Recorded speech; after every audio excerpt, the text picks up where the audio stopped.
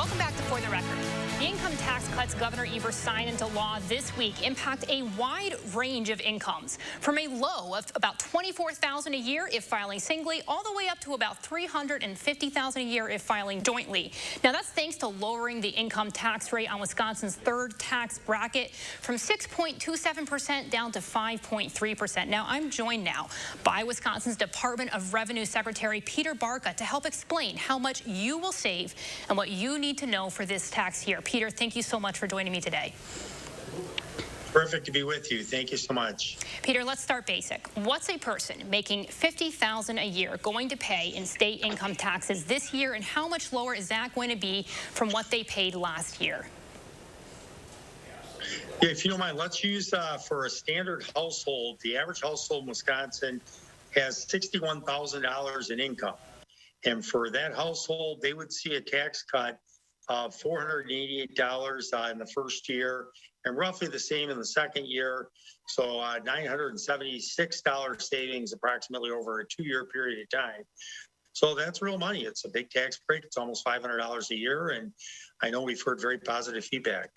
Let's talk about the lowest end of the scale. So someone making about $24,000. So I've heard that number for like that median household, but let's talk about an individual who's making about $24,000 a year. What about them? So at $24,000 a year, they would see a savings of approximately $109 per year. This is a fairly wide range. It's about $24,000 all the way up to a married couple, $350,000. So talk about how this money, it's about $2 billion in tax cuts. How is this distributed along that range of bracket?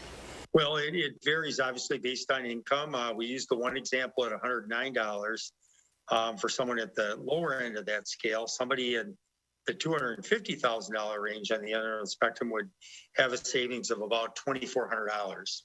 Of course, they pay more, so they get a bigger tax break. But that's the way this works out. Now, the other thing I do want to point out, though, is that Governor Evers in the last year signed Act 9 and 10, a budget 2 years ago, and the marketplace bill, which was evenly distributed between the first and the second bracket.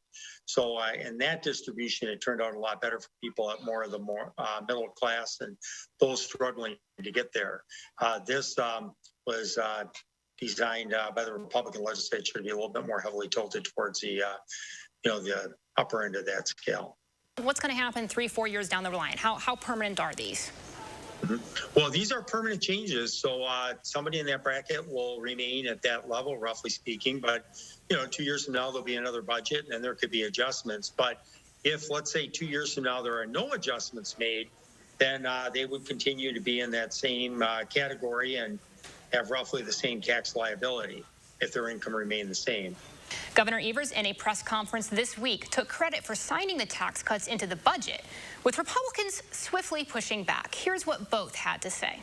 2 budgets now where he has sent us budgets with tax increases, and we have both times sent the budgets back to him with tax cuts, because that's how we have led for a decade now as Republicans in the legislature, and that's just not what the governor's done. So I just don't believe that, he had a $2.5 billion surplus, I think, at the start of the budget. It was still a very sizable surplus going in, and he chose to instead continue to increase taxes. I signed the budget. Simple as that. I could have vetoed that. I made a promise to the taxpayers of the state that we would reduce middle-class taxes by 10%, and we did 15%. So it is a bipartisan effort. Now, for more details on what's in the budget, check online at channel3000.com. Thanks for joining me today, and have a safe and healthy week.